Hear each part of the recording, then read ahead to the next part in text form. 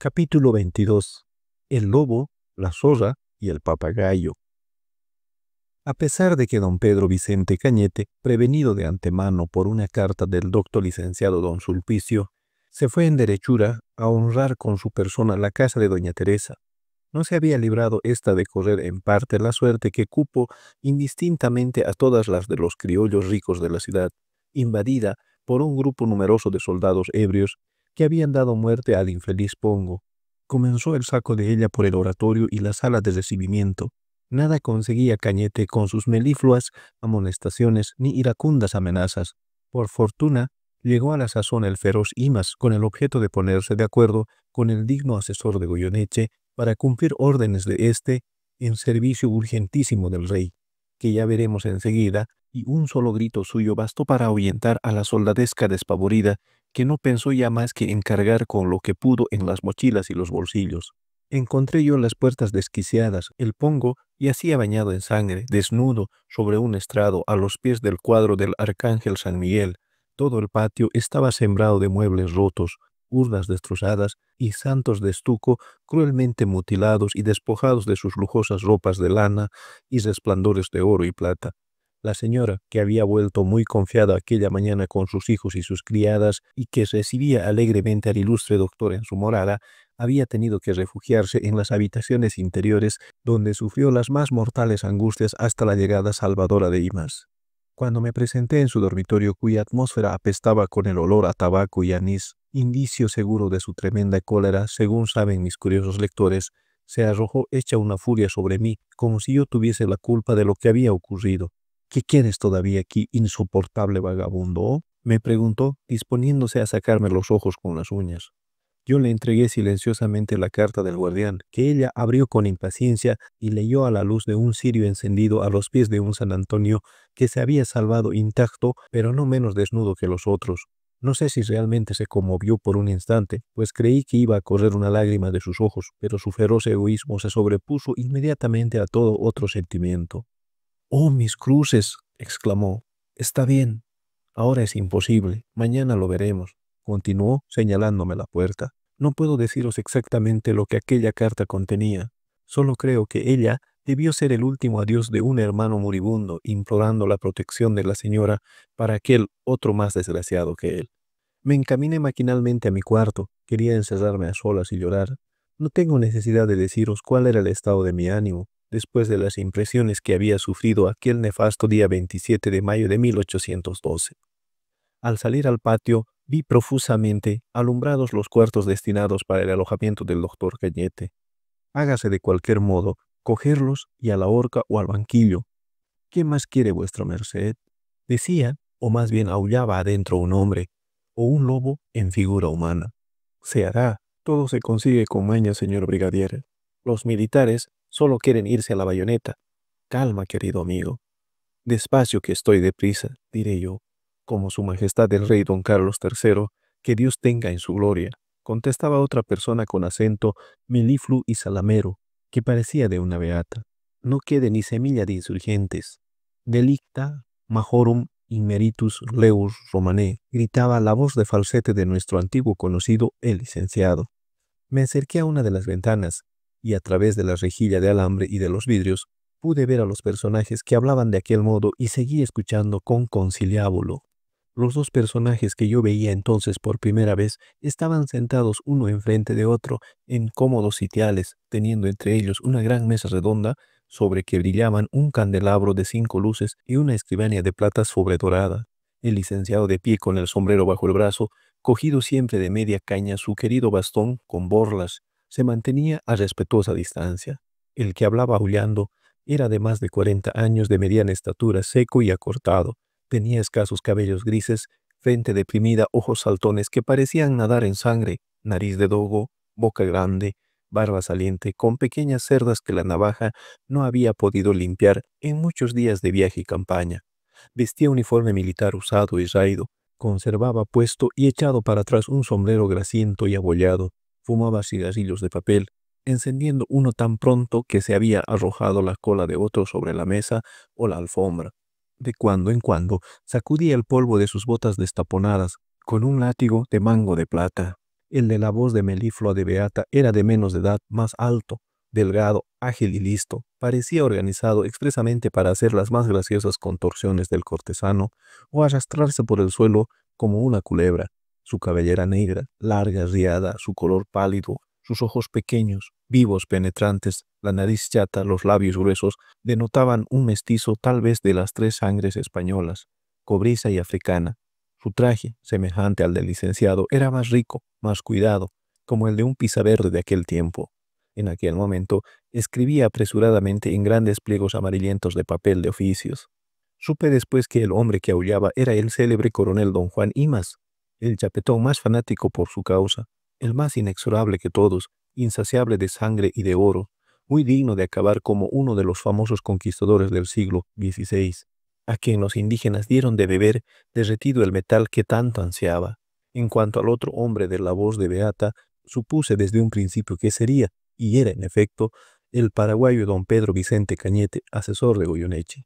Gozaba ya de gran fama de sapientísimo magistrado y admirable político entre los españoles y sus parciales, por su dictamen sobre la situación de las colonias españolas, dirigido al virrey en 1810 y publicado por los patriotas en la Gaceta de Buenos Aires, documento notabilísimo en el que exponía con clara penetración los peligros que amenazaba el régimen colonial y aconsejaba con cinismo corromper cuanto antes con dávidas, honores y distinciones a los americanos influyentes mientras volviese a cimentarse el poderío español y fuese posible castigar severamente lo que por el momento se debía disimular. Nadie sabía como él cultivar los corazones por medio de la lisonja. Cada una de sus palabras eran un halago, perpetua sonrisa, animaba su pálido semblante, tenía maneras encantadoras, era una dama, según decían sus admiradores, ensalzando su amabilidad. Sabía también deslumbrar como nadie a los incultos, groseros hombres de su época, dejando caer alguna profunda máxima de sus labios o trayendo a pelo o contra el pelo alguna cita histórica, lo que le daba opinión de erudito. Ya le hemos oído desde sus primeras palabras llamar mi querido brigadier a un compinche militar que no era más que coronel y apoyarse con un dicho de Carlos III cuando le premiaban los negocios. Tengo para mí que se inspiraba constantemente en el príncipe y los comentarios de Tito Livio del secretario florentino. Este Maquiavelo del Paraguay debía dejar, en fin, larga y fecunda prole, por desgracia, de la República, como otros tipos de que he oído hablar en mis memorias. No hay tiranuelo de mi país que no haya tenido a su servicio a algún Cañete. Cuántas veces he oído decir, como en aquel tiempo, es una dama y un pozo de ciencia, refiriéndose a algunos de esos salameros y embaucadores hombres de Estado. He aquí por donde hay que comenzar, mi querido y fogoso don Juan, dijo Cañete, colocando su pluma en el lugar correspondiente de la escribanía. Adelante, contestó Imas con impaciencia. Su señoría dirigirá la siguiente nota circular a los alcaldes y regidores del cabildo, y a los curas y a los guardianes de los conventos. Restablecida la tranquilidad en esta leal y valerosa ciudad europea del Valle de Cochabamba, por las armas del Rey nuestro Señor, que Dios guarde, es de todo punto indispensable que el culto divino se celebre con el brillo y la pompa dignos de un pueblo eminentemente católico, apostólico y romano, y como el día de mañana es el destinado a la solemne fiesta de Corpus Christi. Demonio, yo no entiendo una palabra de lo que vuestra merced está leyendo ahí, señor doctor, le interrumpió el coronel, dando un golpe con un látigo sobre la mesa. Su señoría me ha dicho que hemos de constituirnos en junta de purificación de esta rebelde ciudad, para juzgar y ahorcar sumariamente a todo pícaro insurgente, y vuestra merced me sale ahí con su fiesta y procesión de Corpus. Calma, mi querido brigadier, repuso Cañete con más plácida sonrisa. Los militares son una pólvora, los rayos de la guerra, como dice. Nada importa quién lo dijo. Lo que importa es castigar ejemplarmente a los ingratos y rebeldes vasallos del Rey nuestro Señor. Que Dios guarde. Allá vamos, mi don Juan. No lo entiendo. Ahora lo entenderá vuestra merced. Diciendo este, Cañete tomó otro pliego, volvió a sonreír y leyó: Indulto general en nombre del rey. Y más, se puso en pie y aulló una enérgica interjección española que no se encuentra en el diccionario, ni es posible trasladar al papel. No aguanto más, señor doctor, dijo, ahogándose de cólera. Vamos, no soy un muñeco. Cañete parecía más complacido. Debis orte bonis optime romualse, comenzó a decir el licenciado don Suplicio, y hubiera repetido la oda entera de Horacio si una mirada de Imas no le hiciera enmudecer y quedarse clavado en su sitio como una estatua.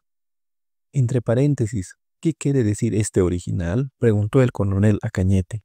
Ah, se me olvidaba, es mi docto amigo, el señor licenciado. No, el señor docto, de quien he hablado tantas veces a su señoría, respondió Cañete con una sonrisa más encantadora. Perdone vuestra merced, mi don Suplicio, continuó dirigiéndose a éste para conducirle hasta la puerta. Perdone vuestra merced si le he detenido tanto tiempo. El placer de verle, de estrecharle entre mis brazos.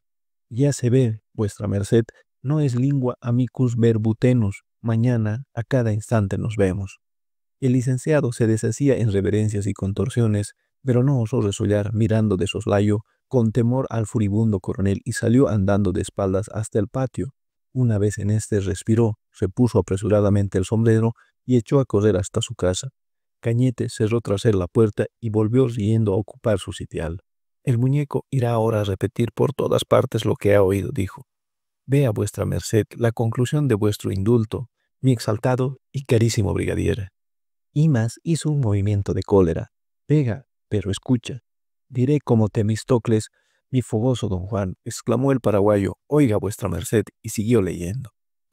Indulto a nombre del rey, a condición de prender o denunciar a los cabecillas e instigadores de la insurrección, y advirtiendo que si los culpables no se presentan en el acto o cuanto más en el término de 3 días a las justicias establecidas o a sus respectivos párrocos, serán juzgados militarmente como contumaces y, por Santiago, vuestra merced sabe más que las arañas. Vamos, venga esos 5, apriete señor doctor, exclamó Imas transportado de alegría.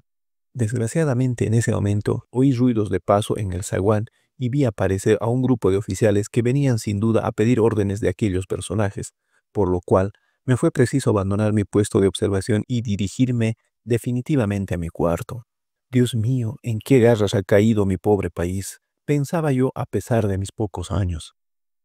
Me arrojé vestido sobre mi cama, quise llorar y no pude. No os diré el dolor, las mortales angustias que sufrí durante aquella noche. Pensaba en mis amigos, en los que habían muerto, en los peligros que amenazaban a los que aún vivían. Para mayor tormento comencé a oír tristes plañidos cerca de mi cuarto por la parte del jardín.